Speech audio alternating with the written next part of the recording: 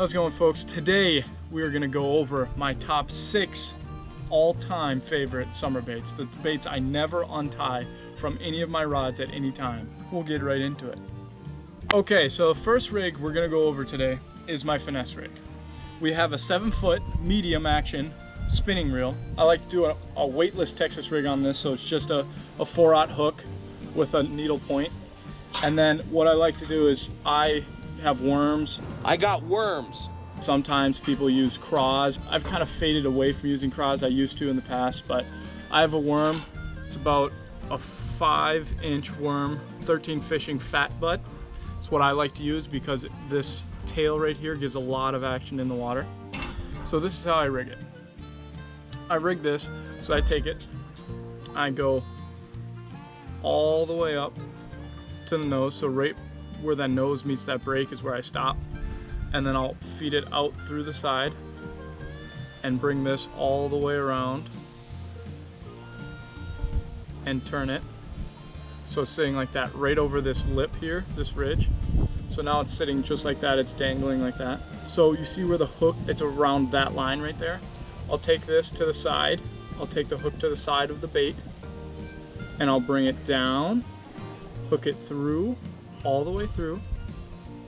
So now the hook is sticking out like that. You could leave it like that if you wanted to. I'm not a huge fan of leaving it like that because the hook's exposed. You get more weeds like that. So I actually skin hook it. So you take it and you bring the bait up with your hand, and then you hook the bait in like that. So now the tip of the hook is hidden and weedless, just about weedless. So that's how I like to do that. And we'll show you a clip of me casting in here. So the way I like to work the weightless Texas rig is I throw it in there, let it sit. You want to let it sit as soon as it hit the water, maybe 5-6 seconds, just to let it sink, hit the water, let it announce its presence in there, and then you just pick it up a few times, and then you let it sit. The key to a good weightless Texas rig is letting it sit, letting the bass know it's there, and then you're just picking it up, letting it sit, picking it up, letting it sit. And yeah, that's basically it.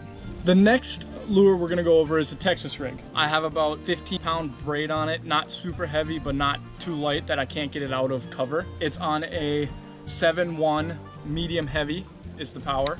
The way I tie up my Texas rig is a lot different than other people. I put the bullet weight on.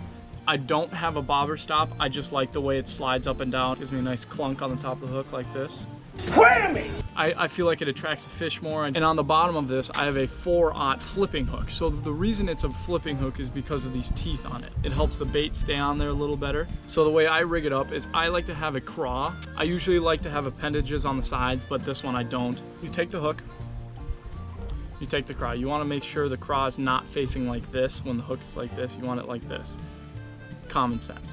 But you take it and you put the craw in there about halfway up this shaft here, and you poke it out the side.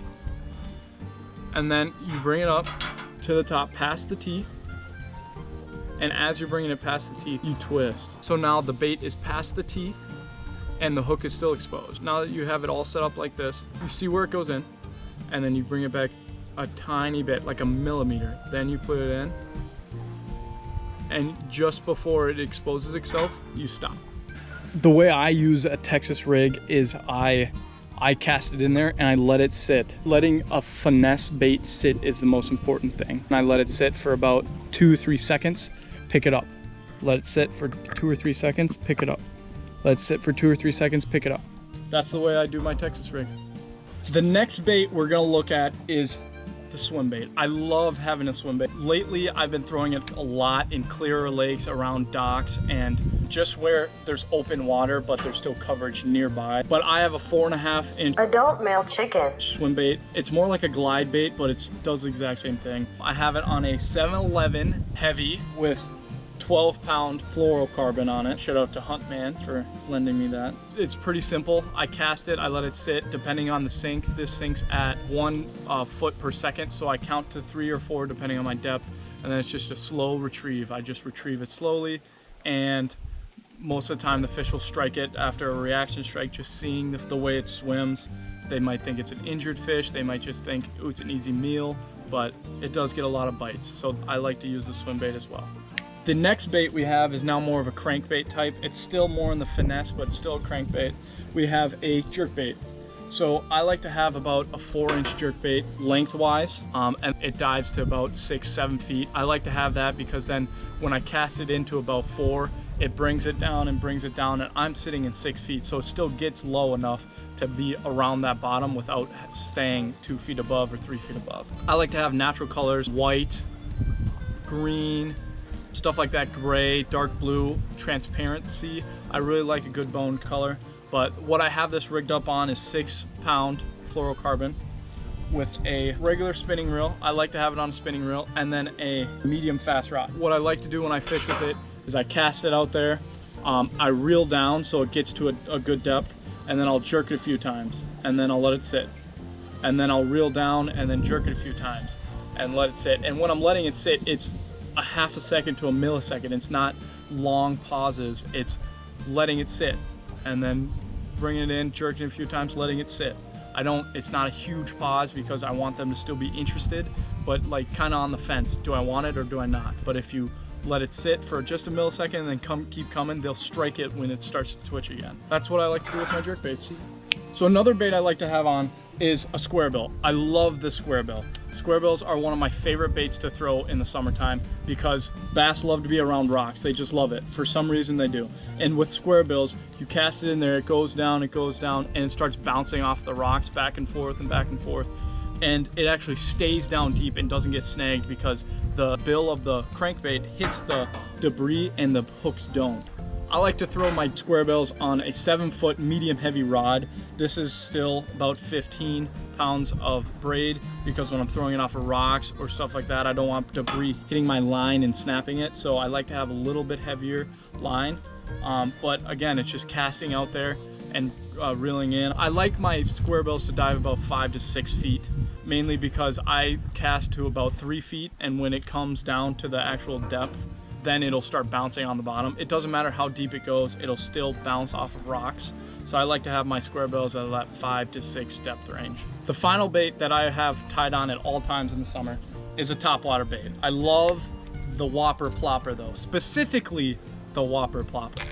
It is just one of my all-time favorite baits. I've had such a good experience with it. You can cast it out there and let it sit, and then reel, sit, reel, sit, reel, sit, kind of play and pause, or you can throw it out there and just constantly reel. It really doesn't matter. It's not gonna sink. It's a floating bait, so it's really nice.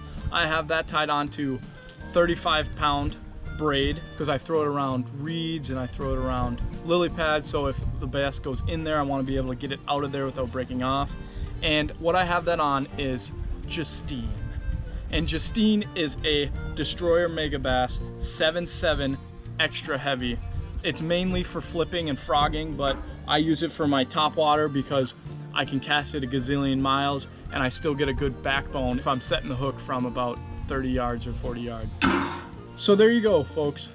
Those are my top 5 baits of all summer. Some of my favorite baits to throw around just to have fun, and they're almost guaranteed to catch you fish at any lake. If you guys like these videos, let me know if you guys want to have more of these videos, like for smallmouth or for largemouth, for crappie, walleye, anything like that.